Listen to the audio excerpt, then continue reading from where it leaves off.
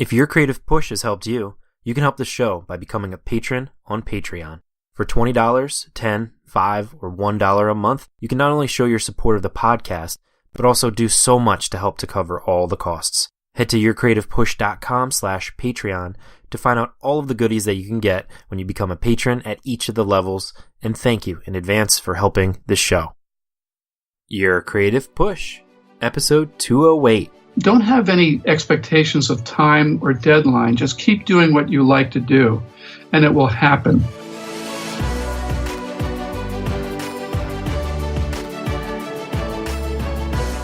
Welcome to Your Creative Push, the podcast that pushes you to pursue your creative passions. I'm your host, Youngman Brown, and my guest today is Jon deMartin.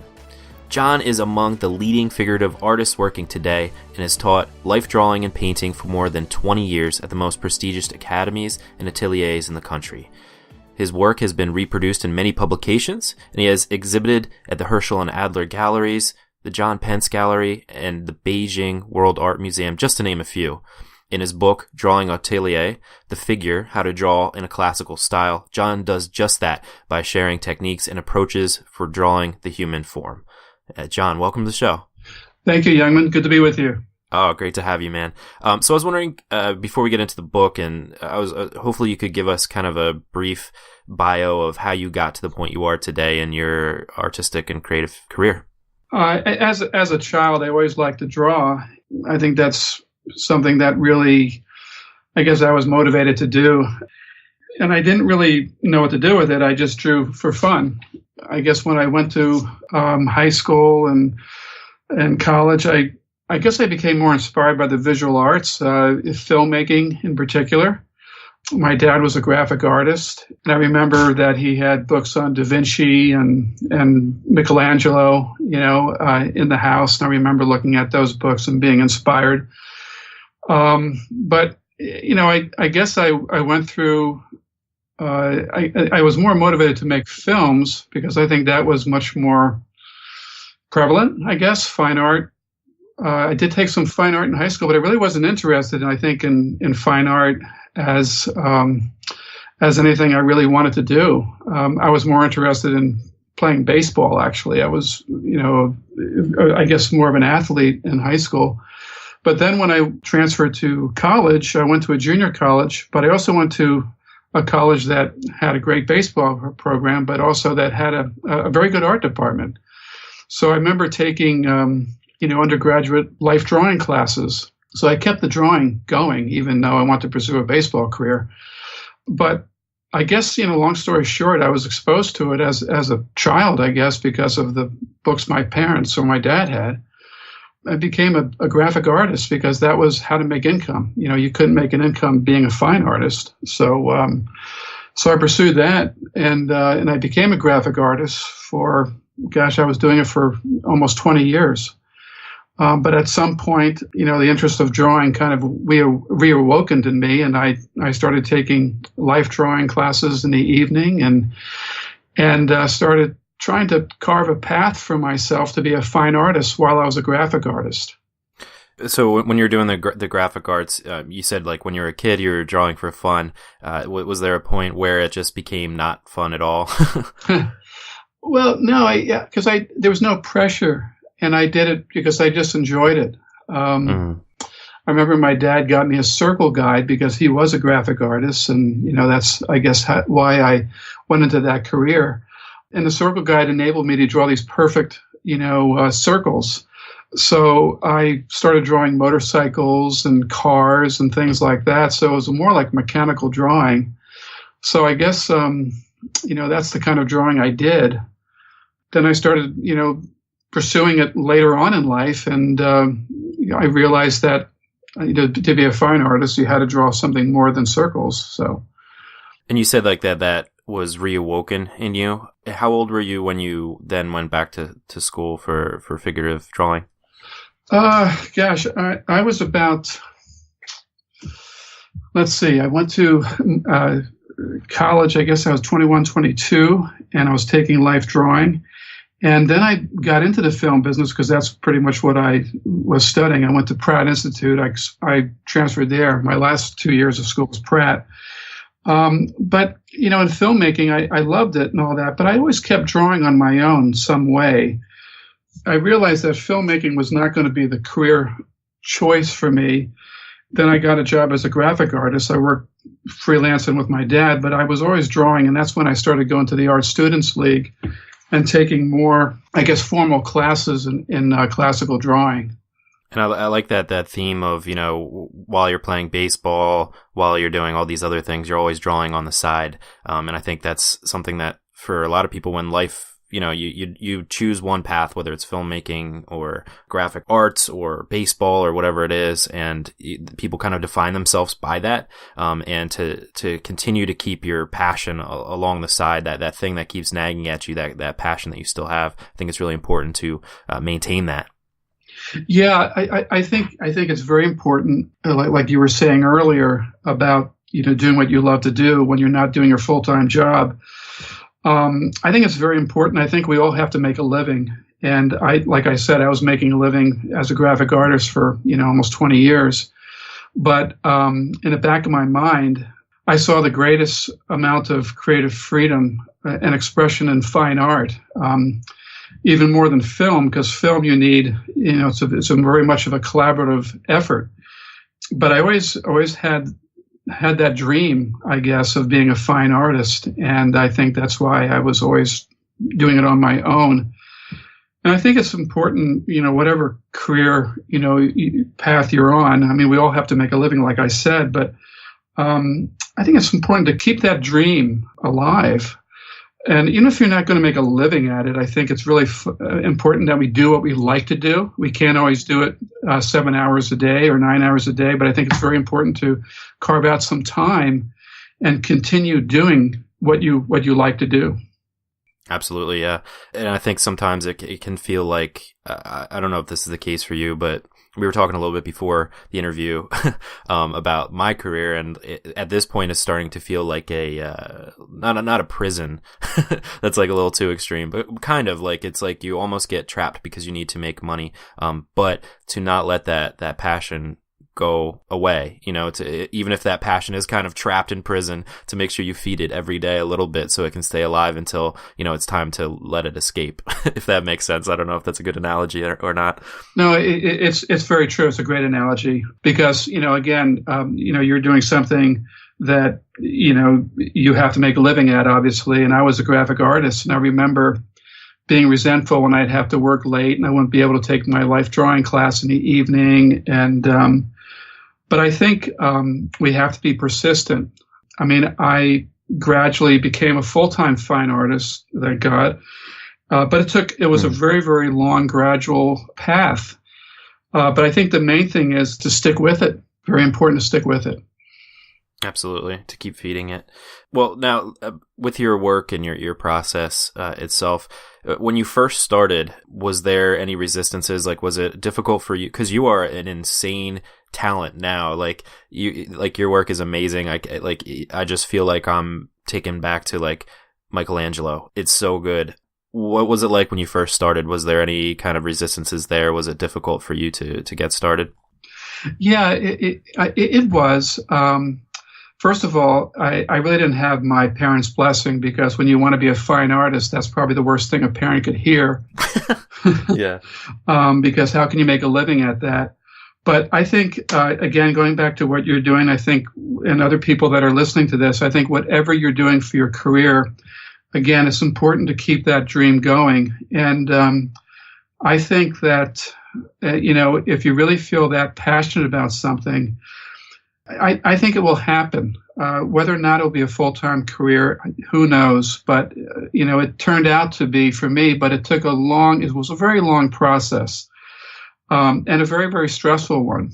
I was married and I had a career as a graphic artist, and then wanting to be a fine artist while you're married is not a good move. My wife was, to be honest, it was very, very stressful, because I started cutting back on graphic art where there was a steady paycheck, and I started taking, I guess I was becoming a little bit more recognized in terms of, what I could do. And the New York Academy of Art at graduate school hired me to teach there which was unusual because I didn't have a MFA degree at all, but I started teaching part-time there. So teaching was really my avenue, I guess, to my career, to freedom. So when I started teaching, the money wasn't as good as graphic art, but I started doing that. But I guess, I got more and more teaching responsibilities, which was good. And that started to replace my graphic art career. But the problem was I was teaching so much because I had to make a living. I wasn't really working on my own work as much as I really would like to. So that took a long time. And only now, and here I am, 61, where I'm getting a little bit more time in my studio. But it took a long time, a real long time. And I think that's one thing I have to stress. I mean, don't have any expectations of time or deadline. Just keep doing what you like to do, and it will happen. Sometimes it will take longer, and sometimes it won't. But it's worth it. I have to say it's worth it because right now I'm basically doing what I love to do almost full time. I teach now down to 2 days a week, where I was teaching up to 4 and sometimes 5 days a week. But now I'm teaching 2 days a week, and I'm able to be in my studio from Wednesday, Thursday, Friday, and Saturday, which is a blessing. So, if you don't win the lotto, you've got to make compromises. But I'm very happy right now. It took a long time, but I'm very, very happy. So I think it's very important that that we stick to what we really want to do. Right. Be in it for the long haul, and to not make the concept of the long haul be like this burdensome thing. If you love doing this thing, it's going to be a part of your life regardless. So to not have that kind of end goal expectation of it not coming soon enough. Yeah, I think a lot of people have maybe unrealistic expectations. I think it's good to set goals. I'm going to do this in 3 or 4 years or whatever. It may not work out, but I think the thing to do is just keep pursuing what you want to do. Absolutely. I know you have cut back your teaching to 2 days a week, and you're able to kind of have more time. But I know that time still becomes fleeting. So how do you balance your time? Well, I guess I'm becoming a little bit more wise with my time, and I realize, just like how my career took so long to get me to this point, sometimes my own work can't happen fast enough, but I've been able to try to look at the bigger picture and keep just trying to learn the process of making a painting. And sometimes they go quick and sometimes they don't. But the thing is just to, again, it's a microcosm of what the bigger picture is just to stick to it. And I'm kind of challenging myself more and more in terms of, what I'm doing. But it's a welcome challenge, and I'm enjoying it. Hopefully, we become a little bit more skilled at what we do. In my case, I want to produce a little bit faster. Mm. But, sometimes projects they take longer than you really want them to be. How do you get past that? Because I know a lot of people struggle with that idea of not having enough time to do their own work, and I'm sure that you've had that even more in your kind of your past, not having enough time to get to your work, as you mentioned. So what do you do to kind of mentally get past that kind of disappointment that you have all these other things that you need to do to kind of make money before you can get to the thing that's really kind of been on the back of your mind that you want to create? How do you get past that? It's very hard. I don't know if I have the answer. Sometimes, I don't know how you feel, you may feel the same way. Sometimes it's hard to decompartmentalize because with me, I'm in my studio, and sometimes when I come home, it's kind of sometimes hard to switch it off because you're still thinking about a problem. Mm-hmm. I think we just want to be comfortable with who we are and how we do something. Mm. And I think that once you reach that comfort level, and it takes a lot of years, time is important, but it's more important about being comfortable with your process and doing it right. I did a couple paintings that took me about a year to do because I didn't really know how to do them. So it was a learning process. But I kept a journal throughout, and I pretty much wrote down what didn't work and what worked. And after all said and done, after a year, I'm going back into my journal, and I'm reading about the pros and cons. and I'm starting to edit them in terms of putting them in some order and fitting them into my process, if this makes sense. And I'm trying to remember what worked and what didn't work. I'm going to discard obviously what didn't work and what worked. And I think I just want to become a little bit smarter in how I approach a project. And also, I've been reading a lot about artists that I always admired and their biographies, and you can really get a lot of insight on reading about how they did something and what they were thinking about. You know, they write letters to friends, and you can get a lot of revealing information. So it's very important to investigate people you admire and how they went about their business. But I think on the other side of that, it's also very important to be a practitioner, because you can read all day long, but never really come to your own conclusions if you're not doing it yourself, doing your own work. So that's important, is the practice. The thing about the arts is that every picture or every musical score or whatever, it's going to be different. And I think we have to just learn from our mistakes and try to work intelligently. Yeah, one of the messages I like to convey on this podcast is the power of writing things down, especially when you get an idea. Just to write it down actually brings it into existence, and it starts the kind of creative process as opposed to it kind of stewing around in your head. And I think what you're doing, what you're saying to do, is really important as well, to kind of keep a journal and to analyze what works and what doesn't, because not only is that good to be able to look back at, but it also, if you're in the practice of writing it down, your mind is thinking in an analytic way of what is working and what isn't in real time, so that you can kind of have that smarter way of approaching the canvas or approaching the whatever your kind of creative tool is.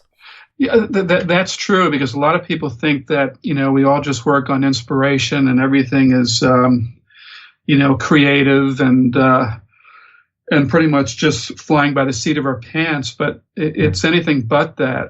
I think it is important to be able to analyze your process. I think it was Claude Monet, of all people, said, no one is an artist unless they can carry the picture they want to paint in their imagination and know their method, I think, on how to do that. I'm kind of paraphrasing. Mm-hmm. But you get the idea. Yeah. But Monet we think of as being a very intuitive, instinctual painter, but you really have to have a method that you believe in. And I think every artist, writer, poet, musician has to have a method that they can really live with and live in. And I think it's important to experiment. To try different things. I remember bouncing around with different teachers, and obviously some methods will be intuitively better than others, for ourselves. So I think there's a lot of experimentation along with, and that's part of the learning journey. There's two stages of being a student. One is actually being a student, and the other is being an artist, and you're still a student because you're still learning. Well, kind of going along with that and what we've been talking about, what are some of the mistakes that you see your students make most commonly? Something that you have to either change their habit or change their style? I think sometimes they're more technical, but like you were saying before, writing things down before launching into a project. There are a lot of years where I was just basically promoting the technical aspect of painting, but now what's just as important, if not more important, is the conceptual stage. Kind of asking yourself, what do you want to paint and why do you want to paint this? It's very easy to say, this is something I like, and you may take something from an antique store or something. All these elements or props, put them together. But there has to be some kind of maybe a deeper narrative underneath. I'm not saying every painting does have to have a narrative, but putting it simply, I think it is good to try to write it down or explore. What is your motivation? So as far as students, I made this mistake myself. I put things randomly together and making a painting, but it really has no cohesiveness because there's no theme. So I'm trying to promote that conceptualization, before the project. even before the technical. And obviously, as a teacher, most of my critiques are more on the technical side, so. But again, as I explore my own work and try to ask myself these questions in terms of the creative, I think it's also important for me to start asking the students the same questions.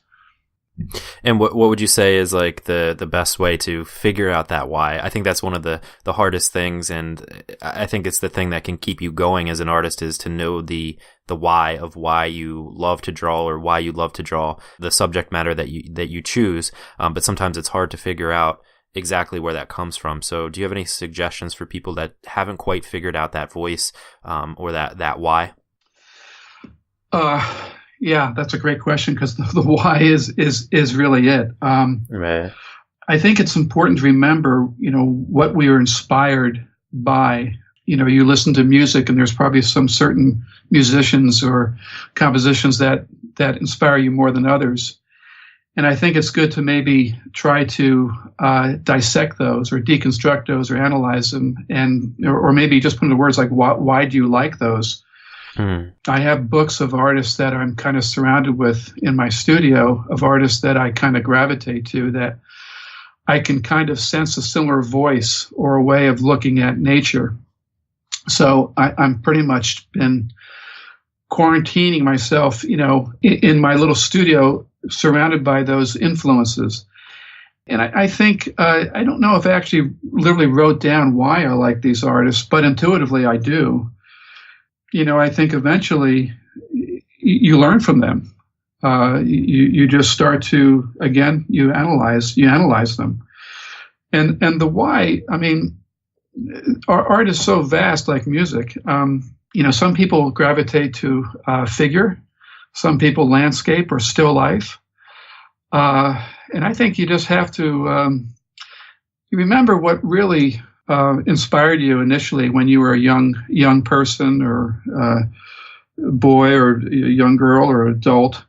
Just remember, like when you probably had early influences of music that inspired you, and they kind of set you on some kind of creative path that you really didn't probably maybe veer from. I was always initially inspired by Edward Hopper. And then I discovered other artists. I'm not saying we don't want to. We want to imitate them. We don't want to imitate them. We want to learn from them. So, like I learned things on the technical side from these artists just by hearing them being interviewed, or just hearing their philosophies, and trying to remember that for my own work. So I don't know. Maybe I'm getting off the track. No, and I think it is really important to kind of go back to the roots, the thing that inspired you to start on your creative path in the first place. And I really like the idea of surrounding yourself in the studio too, and just kind of, I like that idea of quarantining yourself, but to actually physically put art or the things that inspired you in the same room while you're creating, to kind of put you in that mindset of being immersed in this kind of pool of inspiration, Yeah, it's interesting because, of course, we don't want to be oblivious to nature, because that is what inspires us. I think is just the world and life and the beauty that we try to find in nature. But we see how artists somehow took nature and they displayed it to the world in their own temperament, their own creative their creative way of looking at the world. And I think so. There's a balance there. I think it's very important to study artists. But I think Winslow Omer said, if you want to be an artist, don't look at paintings. And I think that's severe. But I think it's important that we don't lose ourselves in the process, because we can learn from artists, but we don't want to imitate them either. Right. You have to innovate, and you have to bring something from yourself out there too, to not get too obsessed with the inspirations that are around you. If you do immerse yourself, like we were talking about, to not get too stuck with those things and try to emulate them exactly, because then you won't be creating anything new. Yeah, and I think that's important. It's tricky. I don't remember the quote, but it was something like, you keep looking at the masters, and in your studio, and then eventually you're no longer being influenced by the masters as much as you were, because now, you're the person that is the master. You're basically, using all that you've learned. So, yeah, it's a balance, because when I was really struggling, I kept looking at and reading about the artists I really, really loved. But now I find myself doing a little bit less of that, because I'm standing more and more on my own 2 feet, and which is kind of liberating. But it's always good to go back to those influences, but you just want to keep growing. And I think the way to do that is to keep doing what you do, keep practicing your art, keep practicing your craft, and going back. And it's a very, very nice thing to go back and look at the artists that inspire you, to get remotivated. But it's very important that we keep a balance. Yeah, I really like that idea too, of how liberating it can feel as you do develop your skills, because when you first look at the people that inspire you, it's like magic, because you're like, how did they do that? Like it's like in a different universe. And then when you can start to gain the skills and go back and look at them and be like, oh, I kind of understand this a little bit more. It loses some of that magic, but at the same time, that's really inspiring, that the fact that you have kind of graduated or moved up a level in your art, Yeah, I think, and it's like everything. It's a long process. A friend of mine, a very good friend, and he's a sculptor, and he wrote a couple anatomy books, and I talk to him frequently, and sometimes I'm absolutely depressed because I'm just not, getting where I want to get. And he said, remember, the artists that you're looking at, they're the very best in the world. They're the best, that the world has ever seen. And look who you're comparing yourself to, So right, it's unfair. It's not fair, exactly. But we keep doing that because we inspire to be better than we are. But at the same time, I guess we have to be realistic too. I mean, I don't know if we want to lower our expectations and settle for less. But sometimes I think we have to be realistic with ourselves and say, this is what I can do at this time, and I'm going to keep trying to learn and keep getting better. And I think that's what motivates us. I think complacency is a very bad thing, but at the same time, we don't want to beat ourselves up either. And I think that comes also with maturity. Right. Yeah, I really like that advice from him. Like you're aiming for the moon, so it's going to take you a while to get to that point. You might never get there. But that's why it's really important to also look back to, the journals that you kept and your old work to see how far you've come from that point. And to I think that can be even more motivating, just to see how far you've come and how much your previous work sucks, because you have graduated to that next level where it's, you've kind of deciphered some of the magic. That's very important. In fact, in my life drawing classes, I have people do short poses. And when I see people do short poses on newsprint, what they do is sometimes they wipe out their drawings and do new ones over it. In other words, they keep erasing their old poses and do new ones. But I tell them, stop doing that, because you want to be able to preserve your drawings. And then just turn the page and then do a set of new drawings, in the same session. And I said, that's the only way you're really going to learn or appreciate your growth. You're not really going to be able to appreciate your growth if you erase everything you've done and just keep starting over again. So I think it's very important to keep the old work so you can see where you were and where you're going. We really won't learn if we don't keep our own work, even work we don't like. That being said, I can't tell you how many canvases I've painted over, and doing new pictures over that. But there's one painting that I particularly don't like, and I did paint over it, but I took a picture of it, and I have it pretty much stored away. And I looked at it recently. Lock and key. What? Lock and key, exactly. Yeah. I wouldn't show anyone, absolutely. It's just me. Sure. But I did look at it recently, and even though I'm not where I want to be, I looked at the painting that I did recently. I looked at the one I did about a couple of years ago, and I do see some growth. So I think it's very important to, keep a record, either visual or written record, or whatever we're creating. Try to keep your old work as well. So you would say that right now, today, speaking with me now, you're not at the point where you want to be. Well, I think we never really are. Yeah. I think it was Veronese or some Venetian painter on his deathbed. He realized he was just learning how to paint. He was about 90 years old, I guess. So I think maybe it was Palma Giovanni. But anyway, I think. But I think that's the fascination. Even though, I think that's what motivates us. Even though we may be working in a full-time job, but, I think we have to have hope. I think we really need to have hope in our lives, and faith, of course, because without that, we have no expectations, no dreams.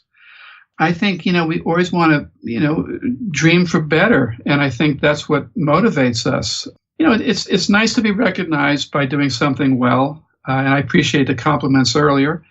But again, we always we compare ourselves to the very, very best, I guess, and I guess in that case we're always going to fall a little short. But I think part of it is the fun of growing and learning, and I think it's really important, no matter what level we're at, that we really love what we do and keep doing it as best as we can. Yeah, and I think that could be potentially the most inspiring thing from this interview for anybody listening. Jon deMartin is not happy with where he's at right now because you're such a master. So it's I think inspiring because no matter where you are, to not, like you said, to not be too disappointed with the fact that you want to continue to grow. And actually, that's a good thing. If you see that you can go further, that means that you're not going to grow complacent and you're not going to be doing the same thing, and you're going to be realizing that there is like kind of an upwards and onwards type of thing that will continue the rest of your life. So if you have this kind of gap from you to the master that inspires you, that's a good thing. Absolutely, and and in terms of people working full-time jobs, I mean, I really get that completely. But we keep going. I mean, we keep those full-time jobs because we know we have to make a living, but we also have an outlet. We have something we can maybe go to in the evening. It could be a music class or music lesson or something. But I think it's very important that we have, even if it's a couple times a week, something to satisfy that part of our creative need. You need that kind of food, like to keep that dream alive, like to keep feeding that prisoner. Yeah, exactly. Yeah. Yeah, it's fun. I mean, it's frustrating, but it's fun because you have a goal. Absolutely, John. Before we let you go, we have to talk about the book. Can you talk about Drawing Atelier, the figure, how to draw in a classical style? How did that book come to be? I was asked a long time ago, I guess 2008 or 2007. To write articles for American Artist magazine. And I think it came about through Nelson Shanks. God rest his soul, he passed away a couple of years ago, but he hired me to teach in his school, Studio Incaminati, which is still thriving today. And I guess he was connected to American Artists somehow, I think, with the editor. And the editor needed someone to write articles on drawing. And I guess I had a pretty good reputation in terms of, deconstructing drawing and articulating drawing. So they contacted me and I started writing quarterly articles, drawing fundamentals. So basically, long story short, about 8 years later, I think I approached them about a book because I think I knew that they published books. I said, how about if I write a book on life drawing? And they were good with the idea.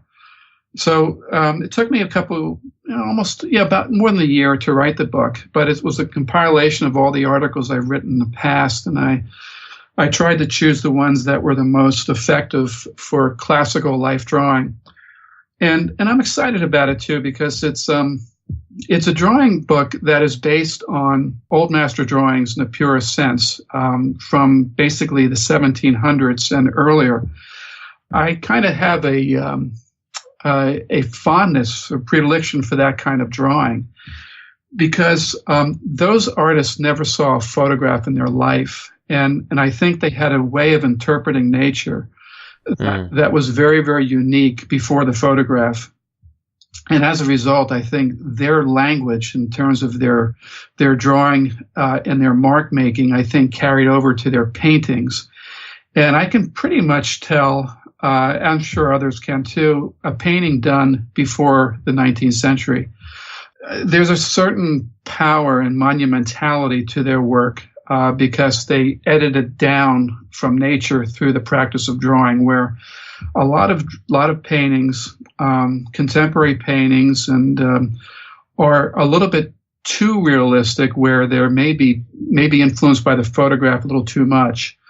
So I kind of like that economic power in terms of their language, their visual language. So anyway, the book, I think, plays to that type of drawing, which is based on 17th, 16th, 15th century drawing. You know, the language of classical drawing in that period, those periods. So can you just take us through what the book kind of offers to the, I guess, not reader, the student? Yeah, I mean, I did try to put it in an order where the beginner can look at the book and get information about how to begin. And that is sources or copying drawings from various sources, which I've described in the book, which I think people can get on the internet, because I have. If you just investigate some of these artists, you can even download their images in many cases. But after doing a lot of research in terms of the training, I tried to present the material in the book in that way, where the student would first learn how to copy drawings and learn how to, apply different methods of shading techniques. And then from there, very important to learn how to draw geometric solids from life and perspective. Getting an understanding of three-dimensional form. First simple geometric, and then going more to more complicated organic forms like the figure. And so I kind of, the book is in that order. Then after the geometric forms, we start basically with the figure. But basically, the standing figure before the foreshortened figure, because foreshortened figure is much more difficult. The head will be the head unforeshortened, and then the head in the more advanced would be the foreshortened figure, head rather. And then it culminates to the short poses, which takes a lot of experience to do a short pose fairly well. So I think the book follows a pretty good chronological path in terms of the beginner and also the advanced artist. I mean, I've gotten some very nice reviews I'm very flattered by artists and anatomists that have been teaching for 20 years. So I think the book has a merit for either the beginner or the advanced artist. Absolutely. And I really like the idea of how it kind of started from short articles, and how, before the book came to be, you were creating these like kind of bite-sized lessons. Yes, exactly.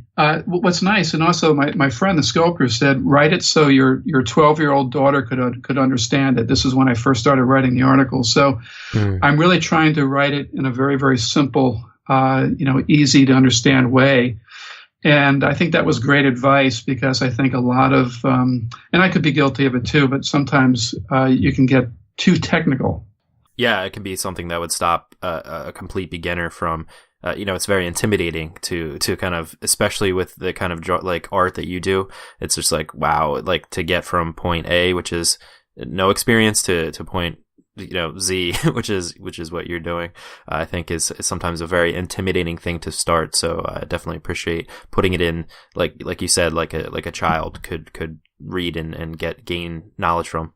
Yeah, because I think, I like anatomy books, they're so technical, and I think that it's important to have an understanding of anatomy. But I think, artists who were visual people, I think it's also beneficial to, like we were saying before, the artists that we admire, not only to read about them, but maybe do some copies, from their work, and you can kind of maybe develop more of an intimate understanding about how they made their marks.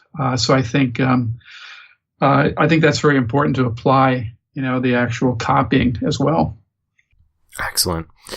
John, it is time for the final push. And this is where I ask you to reach to the microphone and grab the shoulder of one of the listeners that you've already really inspired today and just give them your best words of advice and really push them to pursue their creative passions or to, keep that dream alive. I think I could maybe say I'm an example of that. And I think it's very important that, we keep our dream alive.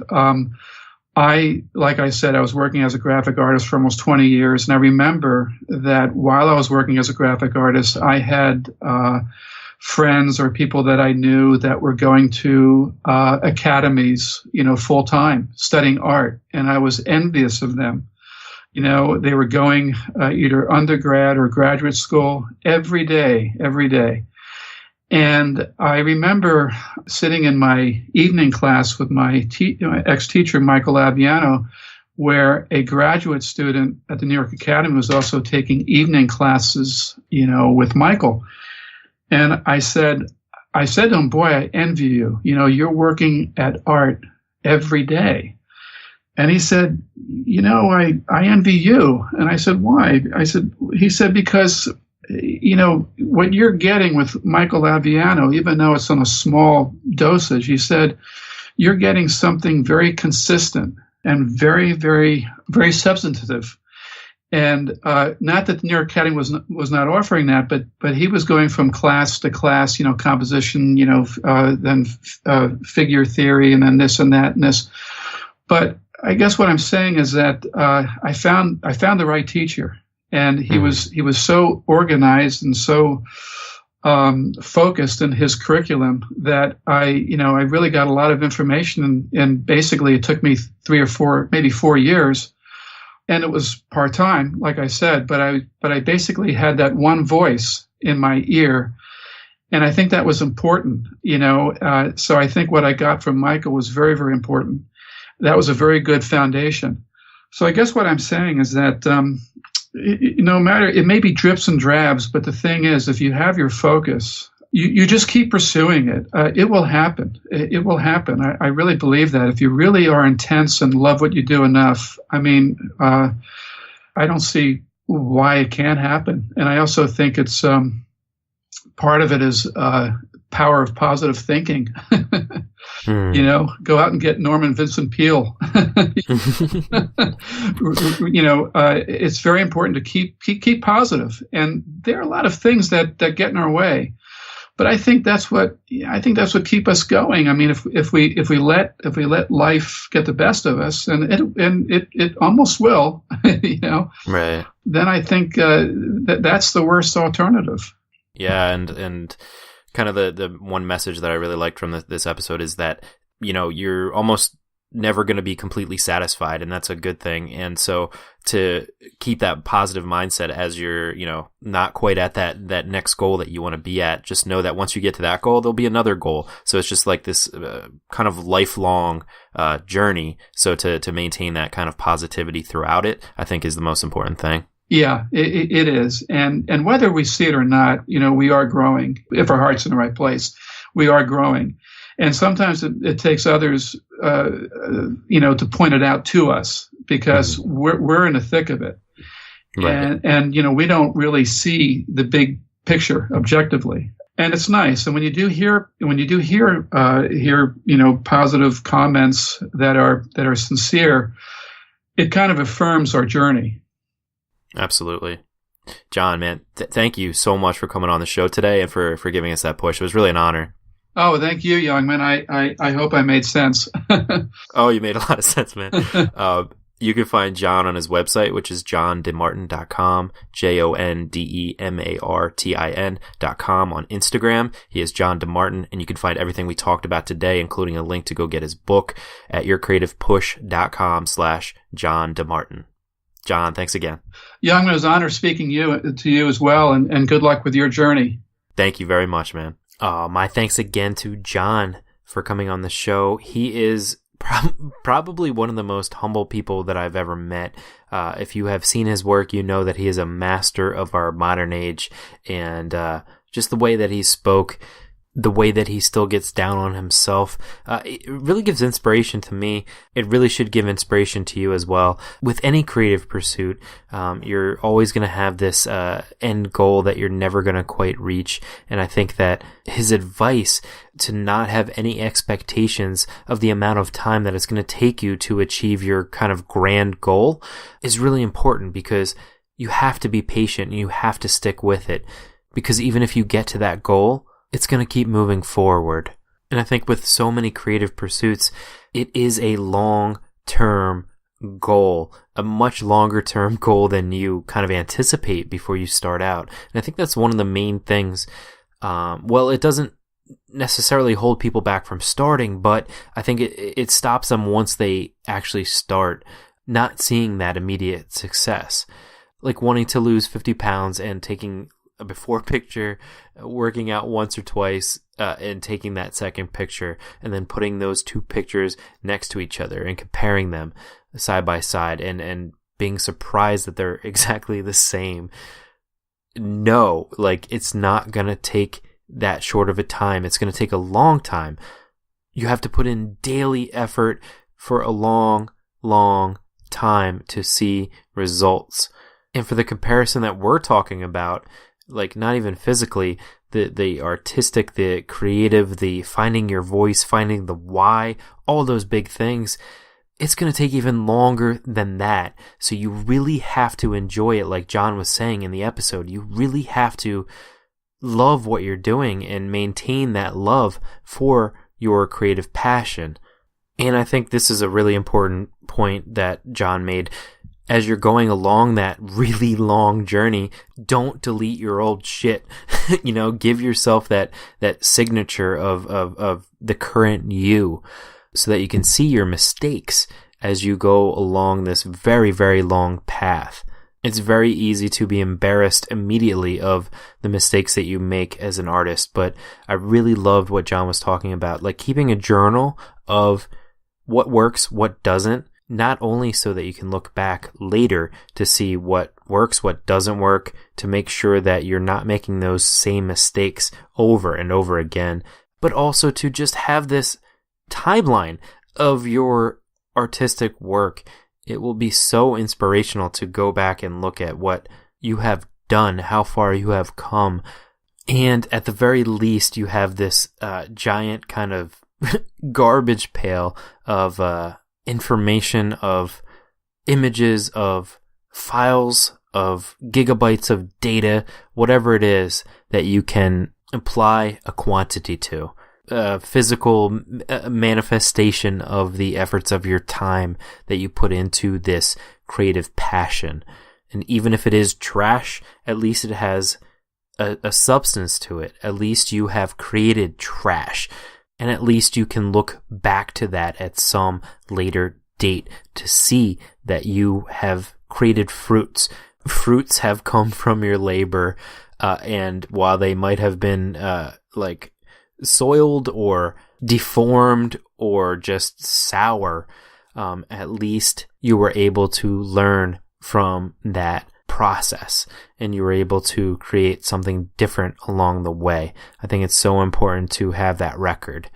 So my thanks to John for reminding us of that, and for reminding us to keep our dreams alive. So on the Facebook page today, we're going to talk about the dream that you've been keeping alive, even if it's that dream that you've kind of been spoon-feeding the tiniest amount of attention that you can give to it to keep it alive for another time, as that kind of prisoner we were talking about. So that's the discussion in the Facebook group. Is it a prisoner anymore? Or, are you giving it actual meals now? Are you letting it out an hour a day to see some sunlight, to get some exercise? Are you giving it some visitation hours with loved ones? Are you letting it, see other people? Or have you set it completely free? Have you let it out of prison and given it a new lease on life? That's at yourcreativepush.com/group if you want to join that discussion. I really hope you do. I love this Facebook group. Everybody is so nice. I can't believe that there's so much interaction going on and so much support support that is going on. This is amazing. This is literally why I started the podcast. I can't tell you how excited this makes me. Go, please, yourcreativepush.com/group. It makes me so happy. And on Thursday, we have Martin Bruckner, aka Spaghetti Toes. Marty is this awesome artist that does these collaborations with his daughter and these amazing quotes from her that he turns into these really funny illustrations. I have his new book in my hand right now. I Love You With All My Butt, it is called. It's these just great quotes from his daughter, from other children that he has made illustrations for, and I had such a fun time talking with him about how just a single moment can turn into this crazy collaboration and an entire career shift. So if you want to find out more about Marty, you can head to spaghetti-toes.com, or you can head to today's show notes page at yourcreativepush.com/208. But that is all I've got for you today. Hopefully you are inspired to go and get your work done. So go and get it done. We will be here for you on Thursday if you need that push again. I love you all. Go get some amazing work done, and we will see you next time. Bye. Never miss a push. Head to yourcreativepush.com/subscribe to find the easiest way for you to subscribe to the podcast.